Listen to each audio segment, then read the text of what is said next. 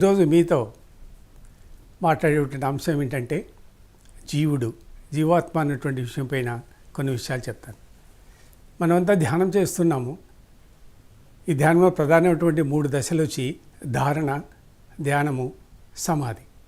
అంటే అష్టాంగ యోగం 8లో ఈ 3 చివరి 3.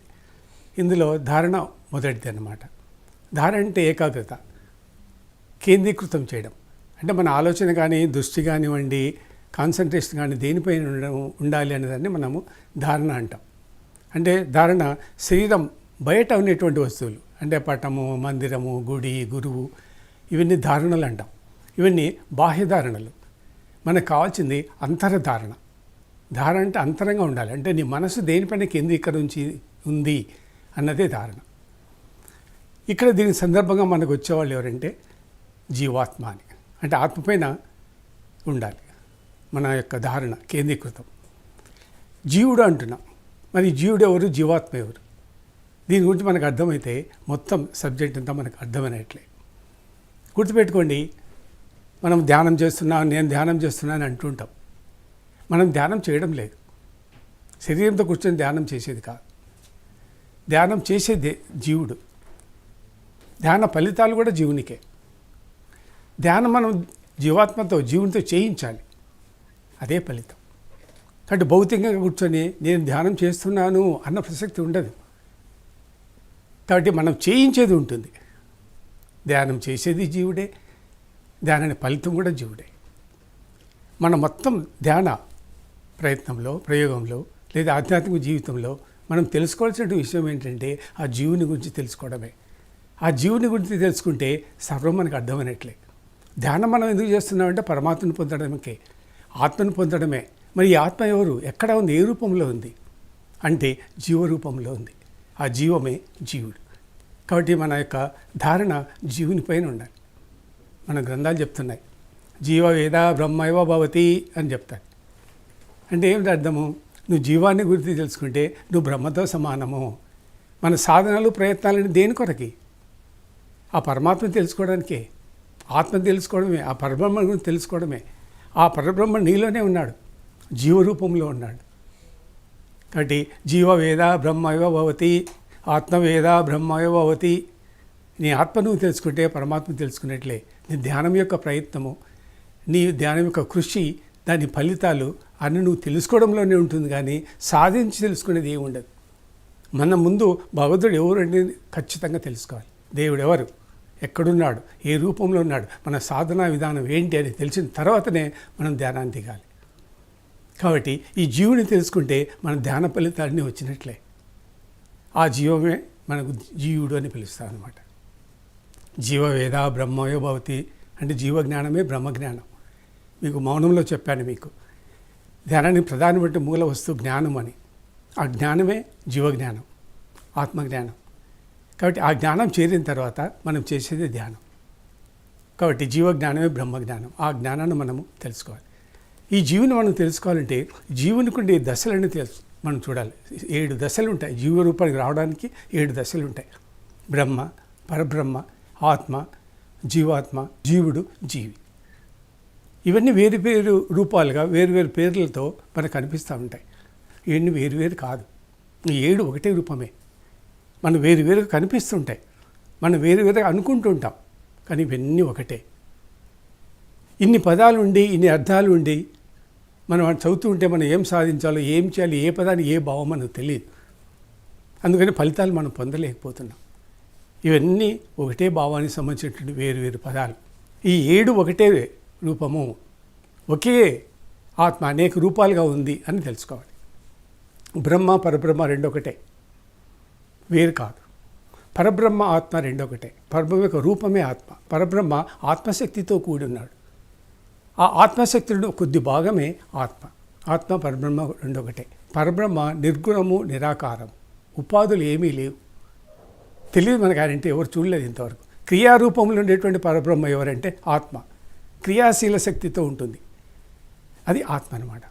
ఒక కుండ నిండా పాలు ఉన్నాయి, అదే శక్తి అనుకోండి. దాంట్లోంచి కొన్ని పాలు తీసాము గ్లాస్తో, అదే ఆత్మ. కాబట్టి పరబ్రహ్మ, ఆత్మ 2 ఒకటే. ఇకపోతే జీవాత్మ ఉంది.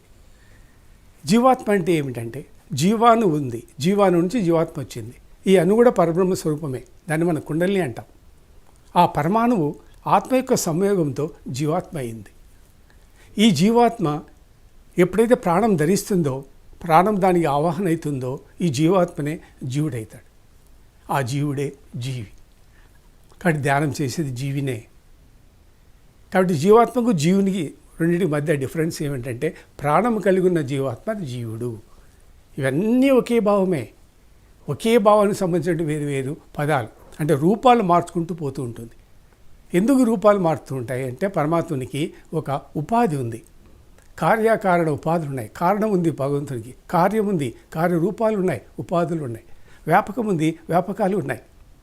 ఇన్ని పనులు చేయాలంటే ఒకే పరమాత్ముడు అనేక కార్యాలను అనేక పేర్లతో అనేక రూపాలతో నిర్వహిస్తూ ఉంటాడు. కాబట్టి ఈ శరీర ధర్మాలకు సంబంధించినంతవరకు జీవుడు అన్నమాట. కాబట్టి మనం ధ్యానం చేయవలసింది, కేంద్రీకరించవలసింది దేనిపైన, ధారణ దేనిపైన అంటే జీవాత్మ పైననే. జీవాత్మ అన్న ఒకటే, జీవుడు అన్న ఒకటే. ఇది ప్రాణం ఉంటుంది, జీవాత్మకు ప్రాణం ఉండదు. అది ఒకటి డిఫరెన్స్. ఈ జీవాత్మకు ప్రాణము తల్లి గర్భంలో ఉన్నప్పుడు జీవి, ఈ ప్రాణం తల్లి గర్భంలోకి ప్రవేశిస్తుంది, శిశువులోకి. అదొకటి డిఫరెన్స్. కాబట్టి జీవుడు అంటే జీవాత్మనే, జీవుడన్నా జీవి అన్నా ఒకటే. కాబట్టి ధ్యానం చేసేది జీవుడే, దాని ఫలితాలు కూడా జీవుడే. ఈ సృష్టిలో రెండు వస్తువులు ఉన్నాయి. ఒకటి ఉత్పన్నం అయినటివి, రెండోది ఉత్పన్నం కానిటివి. అనుత్పం, ఉత్పన్నం. మొత్తం జగత్తు మానవ శరీరంతో కలిసి బాహ్య జగత్తంతా ఉత్పత్తి అయినదే. ఇది పరమాత్మ నుంచి వచ్చిందే. ఉత్పత్తి కాని వస్తువులు ఏంటంటే అవి మూడు ఉంటాయి. ఒకటి పరమాత్ముడు, రెండు ప్రకృతి, మూడు జీవాత్మ. ఈ మూడు కూడా ఎవరి నుంచి పుట్టలేదు. ఈయన అజములు అంటారు, దేని నుంచి పుట్టలేదన్నమాట. ఈ మూడిట్లో ఈ జీవాత్మ ప్రకృతి రెండు వచ్చి పరమాత్మ నుంచి వచ్చినవి, పరమాత్మ రూపాలే. కాబట్టి పరమాత్మ ఒకడు, ప్రకృతి ఒకటి, జీవాత్మ ఒకటి. ఈ మూడు ఒకే అంశలే, ఎవరికి పుట్టలేదు. పరమాత్మ యొక్క అంశనే ప్రకృతి, పరమాత్మ యొక్క రూపమే మళ్ళీ జీవాత్మ. ఈ మూడు ఒకటే. ఈ మూడు కలిసి సృష్టిలో పనిచేస్తుంటాయి. ఇదే మన శరీర వ్యవస్థ. ప్రకృతి ప్లస్ జీవాత్మ, వీటితో శరీరం నడుస్తూ ఉంటుంది. ఇందులో ఉండేటువంటి ఈ ఆత్మ జీవుడు మాత్రం శరీరంలో ఉండి శరీరానికి సాక్షిగా ఉంటారు. మన శరీరానికి సాక్షి ఆత్మ.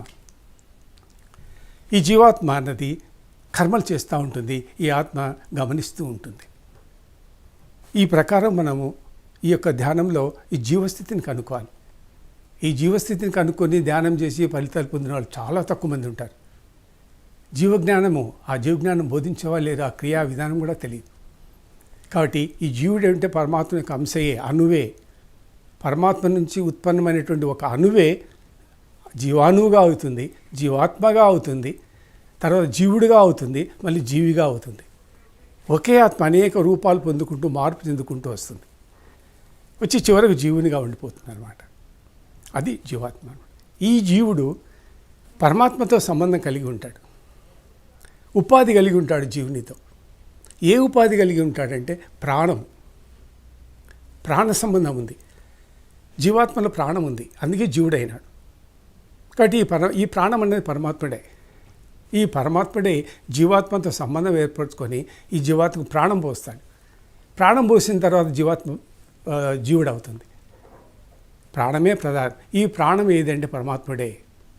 అప్పుడే ఈ జీవుడు ఊపిరి, శ్వాస పీల్చుకుంటాడు. ఈ శ్వాస కూడా పరమాత్ముడే, ఊపిరి కూడా పరమాత్మనే. కాబట్టి ఒకటే మూలం పరమాత్ముడే, కానీ అనేక రూపాలతో మార్పు చెందుకుంటూ పోతుంది. అద్దం ఉంది, అద్దంలో ప్రతిబింబం లాగా. అట్లాగే మనం ఈ శరీరము పరమాత్మ యొక్క ప్రతిబింబమే, వివర్త అన్నమాట. అంటే ఈ శరీరం ఎలా తయారైంది అంటే వివర్త, అవర్త, పరివర్తన, రూపాంతరము, మార్పు చెందుకుంటూ పరమాత్ముడే ఈ భౌతిక శరీరాన్ని ధరిస్తాడు. ఒక జీవాణువే, దాంట్లో ఆత్మ కలిసి మార్పు చెంది అనేక రూపాలు మార్చుకుంటూ చివరికి భౌతిక రూపం ధరిస్తాడు పరమాత్ముడు. అందుకే మనము పెద్దలు కూడా చెప్తూ ఉంటారు, దేవుడు శరీరంలోనే ఉన్నాడు. మంగొక్కద్దు చెప్తుంటారు, మానవుడే దేవుడు, దైవం మానుష రూపేణ ఉంటారు. కాబట్టి మన అంతరంలోనే ధ్యానం చేసుకోవాలి, పూజ చేసుకోవాలి అంటాం. అందుకే శ్వాస ద్వారానే మనం ధ్యానం చేసుకుంటాం. ఎందుకంటే శ్వాస పరమాత్ముడు, ఊపిరి పరమాత్ముడు. జీవవేద బ్రహ్మవ భవతి, జీవో బ్రహ్మ, ప్రాణో బ్రహ్మ, కాబట్టి ఊపిరి పరమాత్ముడే, ప్రాణము పరమాత్ముడే. మన పెద్దలు చెప్తుంటారు, మట్టి బొమ్మను చేసి బ్రహ్మ దానికి ప్రాణం పోసాడని. అది కరెక్ట్ సిద్ధాంతం అన్నమాట. ఆ విధంగానే శరీరం నడుస్తూ ఉంటుంది. కాబట్టి అణు పరమాత్ముడే, దానికి ప్రాణం పోసిన జీవం పోసింది కూడా పరమాత్ముడు. ఆ ప్రాణం కూడా పరమాత్ముడే. ఇప్పుడు ఇల్లు ఉంది, ఇంట్లో మన కరెంటు పాయింట్లు, స్విచ్లు ఉన్నాయి. ఒక రూమ్లో ట్యూబు, ఫ్యాను, లైటు, టీవీ, ఇట్లా రకరకాల అన్ని రూమ్లలో స్విచ్ పాయింట్స్ 450 స్విచ్ పాయింట్స్ ఉన్నాయి. ఈ స్విచ్ పాయింట్స్ అన్నీ పనిచేయాలంటే మనకు సప్లై కరెంటే. కరెంట్ ఉంటేనే ప్రతి పాయింట్ పనిచేస్తుంది. అన్ని లైట్లు వెలుగుతాయి, ఫ్యాన్లు వెలుగుతాయి, ట్యూబ్లు వెలుగుతాయి. ఆ కరెంట్ లేకపోతే లోపల ఏది పనిచేయదు. అదే మాదిరి ఈ శరీరం కూడా అంతే. కాబట్టి ఆ జీవుని తెలుసుకొని జీవునిపైనే కాన్సెప్ట్ చేయాలి. కాబట్టి పరమాత్ముడు ఒక రూపం దాల్చాడు, స్థూల రూపం ధరించాడు. కాబట్టి పరమాత్ముడు స్థూల రూపం ధరించాడు కాబట్టి, స్థూలాకారం పొందాడు కాబట్టి, అంటే శరీర రూపం ధరించాడు కాబట్టి మనము ఈ భౌతిక రూపంలోని శరీరాన్ని దర్శించుకోవాలి. భౌతిక శరీరం ద్వారానే పరమాత్మను తెలుసుకోవాలి. శరీరం కాదని మనం పరమాత్మ తెలుసుకోవడానికి వీల్లేదు. శరీరంతోనే పరమాత్ముడు ఎవరు అని తెలుసుకోవాలి. శరీరం బయట తెలుసుకునేది ఉండదు. ఎందుకంటే పరమాత్ముడు నిర్గుణము, నిరాకారం, సూక్ష్మము, విలక్షణుడు. కళ్ళతో భౌతికంతో దర్శించడానికి వీల్లేదు. కాబట్టి ధ్యాన దృష్టి ద్వారా, ధ్యాన సాధనలో ఆ సూక్ష్మస్థితిని భౌతికం ద్వారానే దర్శించాలి. కాబట్టి ఈ భౌతిక రూపంలోనే పరమాత్ముడు దర్శనమిస్తున్నాడు మనకి. కాబట్టి శరీరాన్నే పూజించాలి, శరీరాన్నే ఆరాధించాలి, శరీరంలో పరమాత్మను దర్శించుకోవాలి. దీని ప్రతిరూపాలు ఇంకొకటి బయట లేదు. చైతన్యమైనటువంటి శరీరమే పరమాత్ముడు, చైతన్యమే పరమాత్ముడు. ఆ చైతన్యము శరీరానికే ఉంది, ఇంకా జడ వస్తువులకు లేదు. బాహ్య ప్రపంచంలో ఉన్నటువంటి దృశ్య పదార్థాలన్నీ భౌతికమే, శరీరం కూడా భౌతికమే. ఇవన్నీ దృశ్యాలే, మిథ్యా పదార్థాలే, అన్నీ నశించిపోయేటి. నశించని పదార్థం ఏదైతే ఉందో అదే చైతన్యం. ఆ చైతన్యాన్ని మనం ఆరాధించాలి, పూజించాలి. దాన్ని మనం జీవాత్మ లేదా జీవుడు అంటాం. ఈ జీవరసం మనం గమనించాలి. జీవంతో సంబంధం లేకుండా ఏ ఆధ్యాత్మిక కార్యక్రమం నడవడానికి వీల్లేదు. జీవుడే నీకు సాక్షి, పూజకు సాక్షి, మంత్రాలకు సాక్షి, నీ కార్యక్రమాలకు సాక్షి. ఈ జీవునికి సాక్షి ఆత్మ, ఆత్మకు సాక్షి జీవుడు. ఈ విధానంగా జీవస్థితి నడుస్తూ ఉంటుంది శరీరంలో. కాబట్టి ధ్యానం యొక్క ముఖ్య ఉద్దేశమే అంతర్ముఖము, అంతర్సాధన. ఎందుకంటే పరమాత్మ అంతరము, అంతరంగికము, అంతర్భావము, అంతర స్వభావము. చూసారా, అంతరాంతరాలలో ఉన్నవాడే దేవుడు. చూసారా, హృదయాంతరాలలో ఉన్నవాడు, అన్నిటంటే అణిగిమణిగి ఉంటాడు. అన్నిటికంటే లోపల ఉంటుంది, అదే అంతరాత్మ. అంతర్యామి అంటాం. అంతరాత్మ ఒకటే. అది ఎక్కడుందంటే నీ హృదయ గృహంలోనే ఉంటుంది, హృదయస్థానంలోనే ఉంటుంది. జీవస్థానం అదే, జీవుడు ఆడే ఉంటాడు. కానీ అందుకే మనము హృదయపైన కాన్సన్ట్రేషన్ పెట్టి ధ్యానం చేయాలంట. ఎందుకంటే అది దైవస్థానం, ఆత్మక్షేత్రం. ఒకే చోట ఉన్న శరీరం అంతా సంచారం ఉంటుంది, ప్రసారం అవుతూ ఉంటాడు. ఆయన ఒక స్థానం నిలయం వచ్చేసి హృదయక్షేత్రం. పైభాగం మాంసభాగము, లోపల భాగం జ్ఞాన భాగం. ఆ జ్ఞాన భాగంలో ఒక ప్లేస్లో, నరాలు రక్తము కూడినటువంటి ప్లేస్లో ఆ జీవుడు వేలాడుతూ ఉంటాడు. ఆ వేలాడుతున్నటువంటి జీవుని మనం గమనించాలి. అందుకే శరీరం కదులుతుంటూ, శరీరం ఏదో కదులుతున్నట్లు మనకు అనిపిస్తుంది. ఆ కనిపించేటువంటి కదిలేటువంటి వస్తువు ఏది అంటే జీవుడే. ఆ జీవుడినే మనం గమనించాలి. కేంద్రీకరించి దృష్టిని మనం కనుక కనుక్కున్నట్లయితే మన సాధన సులభమవుతుంది. ఫలితాలు కూడా మనం సులభంగా పొందవచ్చు. కాబట్టి ఈ సాధనా ఫలితాలు పొందాలంటే మనం జీవం ద్వారానే పొందాలి. జీవ సాధనతోనే మనం ఫలితాలను పొందాలి. కాబట్టి ఆ జీవుడు ఎవరు అంటే మన గీతలో కృష్ణుడే చెప్తాడు. సనాతనమైనటువంటి నా అంశే జీవలోకంలో జీవుడుగా ఉన్నాడు అంటాడు కృష్ణుడు. సనాతనమైనటువంటి నా అంశ అంటే పరమాత్ముడి అంశనే జీవుడు. ఆ జీవుడే జీవలోకంలో ఉన్నాడు అంటాడనమాట కృష్ణుడు. అంటే మనలో ఉన్నటువంటి జీవుడు ఎవరంటే ఆ పరమాత్మ యొక్క స్వరూపమే. అంటే ఈ సృష్టికి గర్భకారణమైనటువంటి ఈ సృష్టికి పరమాత్మ యొక్క అంశ, పరమాత్మ యొక్క రూపం దేంట్లో ఉందంటే బిందువులో ఉంటుందన్నమాట. బిందువు అంటే శుక్ల బిందువు. ఆ బిందువులో చైతన్యం ఉంటుంది. ఆ చైతన్యం ఏదంటే జీవుడే, జీవాత్మనే. జీవాత్మ నివసించేటువంటి స్థలము ఆ వీర్యమే. అందులో జీవుడు నివసిస్తుంటాడు. కాబట్టి భగవంతుని యొక్క రూపం ఎక్కడుందంటే అక్కడ ఉంది. అక్కడి నుంచి జీవస్థితి మొదలవుతుంది. కాబట్టి బీజస్థంలో ఉండేది పరమాత్మనే. కాబట్టి పరమాత్ముడు బీజస్థుడు, అండస్థుడు, పిండస్థుడు. అందుకే అండము, పిండము, బ్రహ్మాండము అన్ని పరమాత్ముడే. జీవాను, ఆత్మ యొక్క అణువు, దీని యొక్క శక్తి ఎంతంటే కోటి సూర్యులు ప్రకాశిస్తే ఎంత శక్తి తేజస్సు ఉంటుందో అంత శక్తి తేజస్సు ఆత్మలో ఉంటుంది. కానీ శరీరానికి ఎంత అవసరమో అంత శక్తితోనే అది పనిచేస్తుంటుంది. కాబట్టి శక్తి అంతా మన శరీరంలోనే ఉంది. కానీ దాని రూపం ఏంటి, ఎలా ఉంది, దాన్ని ఎట్లా యాక్టివేట్ చేయించాలి, ఎలా మనం పొందాలి అన్నది మాత్రము మనం జ్ఞానం సంపాదించి సాధనలో దాన్ని అనుభూతి పొందాల్సిందే. శక్తి కానీ, సిద్ధులు కానీ, ప్రాణం కానీ, కాస్మిక్ శక్తి కానీ ఇవన్నీ భౌతికాలు కావు, అభౌతికాలు. ఆత్మ యొక్క నియంత్రణలో ఉంటాయి, ఆత్మ యొక్క రూపాలు అవన్నీ. కాబట్టి ఆత్మ యొక్క అనుమతి లేకుండా అతీతంగా మనం ఏ శక్తి సిద్ధులను పొందలేము. జీవుడు శరీరంలో సంచరిస్తూ ఉంటాడు, ఒకే చోట ఉండడు, అనేక స్థితులలో ఉంటాడనమాట. ఉదాహరణకి జాగ్రత్త అవస్థలలో కళ్ళల్లో ఉంటాడు, జాగ్రత్తగా అన్ని గమనిస్తుంటాడు, చూసి గుర్తుపెట్టుకుంటాడు. నిద్రావస్థలో ఆత్మతో ఉంటాడు, ఆత్మ దగ్గర ఉంటాడు. చూసారా? అదే మాదిరి స్వప్నావస్థలో మనకు వచ్చేసి కంఠంలో ఉంటాడు. ఇట్లా ఒక్కొక్క స్థితిలో ఒక్కొక్క స్థలంలో ఉంటాడనమాట జీవుడు. హృదయస్థానంలో సుశక్తి లెవెల్లో ఉంటాడు. సహస్రారంలో వచ్చేసి మనకి పూర్తిగా మనము జ్ఞానోదయం అయిన తర్వాత ఆ స్థితిలో ఉంటాడు. ఇట్లా ఒక్కొక్క స్థితిలో జీవుడు ఒక్కొక్క ప్రాంతంలో ఉంటాడు. శరీరం అంతా సంచరిస్తుంటాడు.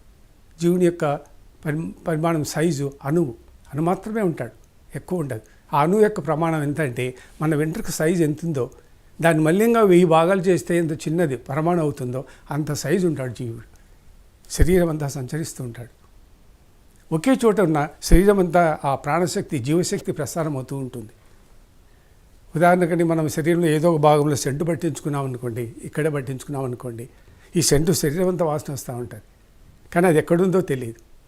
ఆ మాదిరిగా జీవుని యొక్క శక్తి, జీవశక్తి, ప్రాణశక్తి శరీరం అంతా ప్రవహిస్తూ ఉంటుంది.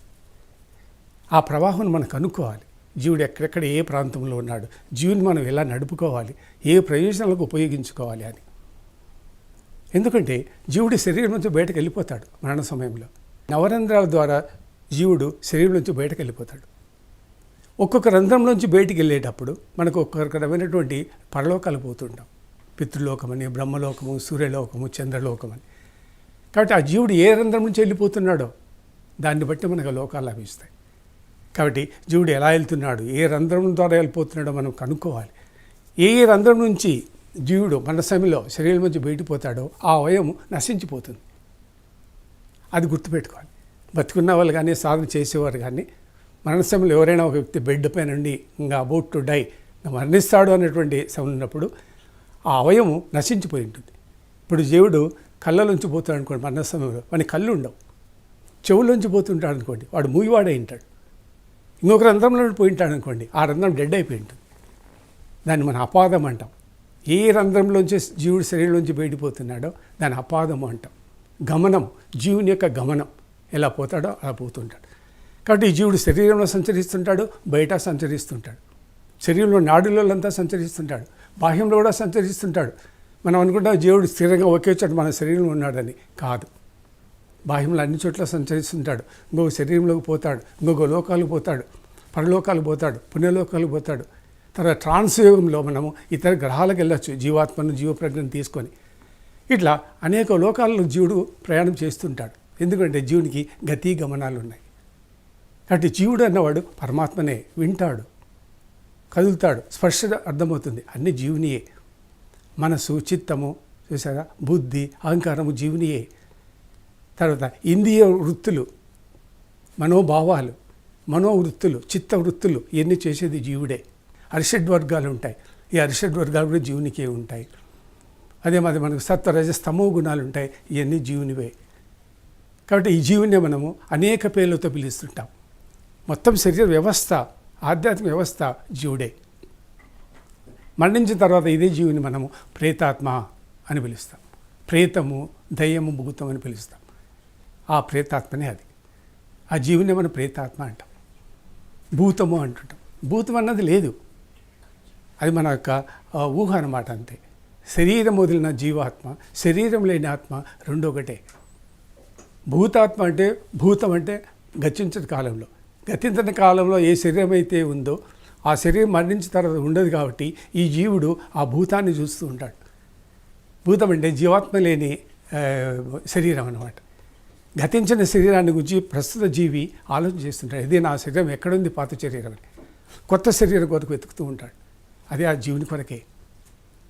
జీవుడు ఆ మాదిరిగా ప్రవర్తిస్తూ ఉంటాడు. మనం ఆ జ్ఞానం తెలుసుకోవాలి, దాన్ని సాధించుకోవాలి. మనకి ఎన్నో పరలోకం ఉంటాయి. సూర్యలోకము, చంద్రలోకము, పితృలోకము, మోక్షలోకము. ఈ లోకాలకు పోయేది జీవుడే. మనం పోవాలంటే ఎలా పోవాలి, ఆ స్థితిలో ఎలా సాధించాలి? జీవుని సాధించింది వాటిని సాధించలేం. అదే మాది ట్రాన్స్క్రియా విధానం అని ఉంది. పరలోకాలకు, నక్షత్ర లోకాలకి, ఇతర లోకాలకు పోవడం. ఎలా పోవాలి? ఆ జీవుని ద్వారానే పోవాలి. కాబట్టి ఈ జీవజ్ఞానం లేనిది మనం ఈ ట్రాన్స్ అంటే జీవాత్మ శరీరం నుంచి విడదీసి ప్రయాణింపచేయడం. అది ప్రయాణం చేయాలన్నా కూడా మనకి ఆ జ్ఞానం తెలిసి ఉండాలి. ఆ జ్ఞానం తెలిసి ఉండాలంటే ఈ జీవ జ్ఞానమే ఉండాలి. జీవవేద బ్రహ్మయ భవతి అనేటువంటి సూత్రము అదే. కాబట్టి ధ్యాన వ్యవస్థ అంతా జీవుడే, ధ్యాన విధానం అంతా జీవుడే. కాబట్టి ఈ జీవుడు ఎక్కడున్నాడు, ఎలా ఉన్నాడు అని మీరు ధ్యానంలో ఏకాగ్రతతో గమనించాలి. ఈ హృదయస్థానంలో గమనించాలి. ఈ హృదయస్థానం ఎలా ఉంటుందంటే ఇట్లా ఉంటుందన్నమాట. ఈ మాదిరిగా సీజన్లో మామిడికి పూత పూస్తుంటుంది, ఇట్లా ఉంటుందన్నమాట. గుత్తి అందులో చిన్న చిన్న పిందెలు ఉంటాయి, చూసావా? అది హృదయస్థానం అంట. అది హృదయం. దీంట్లో గుండెలు ఉంటాయి, 5 రకాల గుండెలు ఉంటాయి అన్నమాట. నేరేడు గుండె, దొమ్మ గుండె, పిత్తసంచి, గుండెకాయ, ముక్కెన గుండెకాయ అని 5 రకాల గుండెకాయలు ఇక్కడ ఉంటాయన్నమాట. ఇందులో ముక్కెన గుండెకాయ అని ఒకటి ఉంటుంది. ఆ ముక్కెన గుండెకాయలో జీవుడు ఉంటాడు. అంటే అదొక నరం అన్నమాట. ఆ నరంలో జీవుడు ఉంటాడు. ఎలా ప్రవేశిస్తాడు అన్నటువంటి మనకు మూర్ధస్విమ అని ఒకటి ఉంది. ఇది మూర్ధస్విమ. బ్రహ్మరంధ్రం ఇది, దాని కింద 2 ఇంచుల కింద మూర్ధస్విమ అంటాం. బాహ్యం నుంచి శరీరంలో ప్రవేశిస్తాడు, అదే మా శరీరంలోంచి బయటకు వెళ్ళిపోతాడు. అది మూర్ధస్విమ. అంటే ఇక్కడ నుంచి మనకు 101 నాడులు ప్రయాణం చేస్తాయి. అందులో ఒక నాడి ముక్కెన గుండెకాయలో ఉంటుంది. ఆ ముక్కెన గుండెకాయలో జీవుడు ఉంటాడు.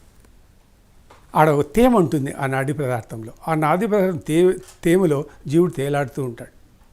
ఎప్పుడైతే ఆ తేమ ఆరిపోతుందో అప్పుడు జీవుడు శరీరం నుంచి బయటకు వెళ్ళిపోతాడు. ఆ క్రియా విధానం మనం తెలుసుకోవాలి. జీవుని ఆ క్రియా విధానంలో బయట పోకుండా చేయాలి.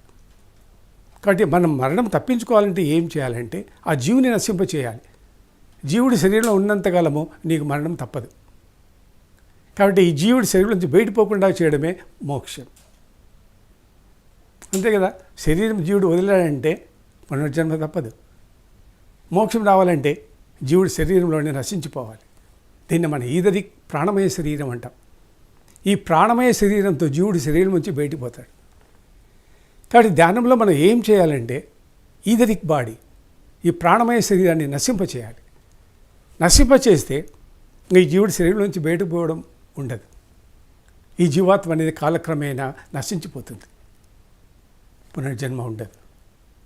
కాబట్టి పునర్జన్మ తప్పించుకోవాలి అని ఎవరు ఆలోచన చేస్తారో వాళ్ళంతా ఈ ప్రాణమయ శరీరం, ఈదరిక్ శరీరం పైన మనం కాన్సన్ట్రేట్ చేయాలి. దానిపైన ధారణ పెట్టుకోవాలి. కళ్ళు మూసుకొని మనం ధ్యానం చేస్తున్నామంటే అంతరమున మనం లాట్ ఆఫ్ వర్క్, ఎంతో వర్క్ నడపాలి లోపల. స్లోగా ఒక్కొక్క స్టెప్ ఒక్కొక్క భాగంలో ఆ ధ్యానం జరుగుతూ పోవాలి.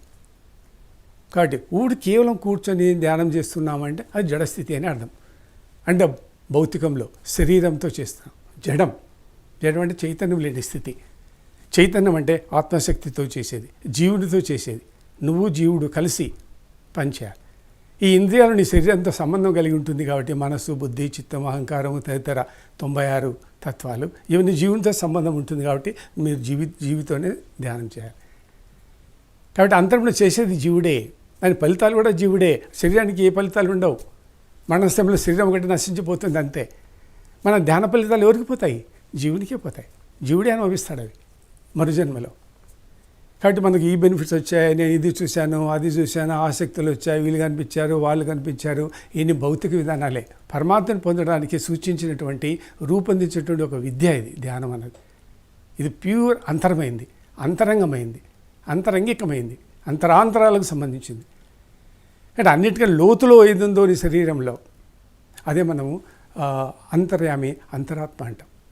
ఆ అంతర్యామి ఆ తర్వాత ఆ అంతరంగం యొక్క అనుభవాలే ధ్యాన అనుభవాలు, మిగతాయి భౌతిక అనుభవాలే.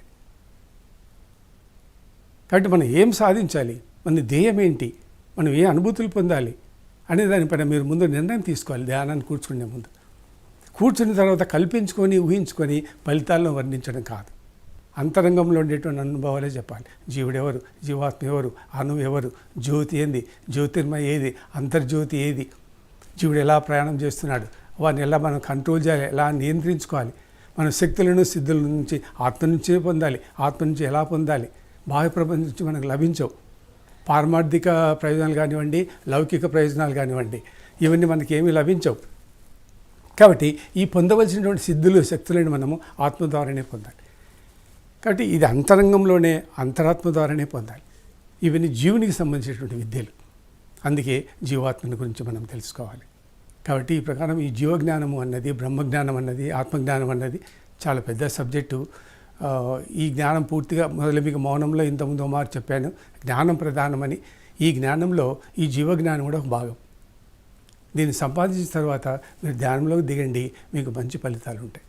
దీన్ని మనము ఆత్మార్పణం, ఆత్మ పూజ అంటాం, ఆత్మారాధన అంటాం. పోతులు బ్రహ్మం ప్రజలకు బోధించింది ఇదే కాలజ్ఞానం. అంతమంది గొప్పవాళ్ళు, ఋషులు, పెద్దవాళ్ళు అంతా బోధించింది ఆత్మజ్ఞానమే. వేదాలు ఉండేదంతా బ్రహ్మజ్ఞానమే, ఉపనిషత్తులు ఉండేదంతా ఆత్మజ్ఞానమే. యోగ వాసిష్టం 32,000 శ్లోకాలు అంత ఆత్మజ్ఞానమే. భగవద్గీత ఆత్మజ్ఞానమే. ఇట్లా మీరు ఏ గ్రంథమైనా చూసుకోండి, అన్నింటిలో ఆత్మతత్వం ఉంది. కానీ మనకు రూపాలు లేవు, ఆకారాలు లేవు, మూర్తులు లేవు, విగ్రహాలు లేవు. పరమాత్ముడు నిర్గుణము, నిరాకారము, రూపం లేదు, జ్ఞానము మూలము. ఈ విధంగా మీరు జ్ఞానం సంపాదించి మళ్ళీ మీరు ధ్యానాన్ని దిగండి, మీకు మంచి ఫలితాలు వస్తాయి.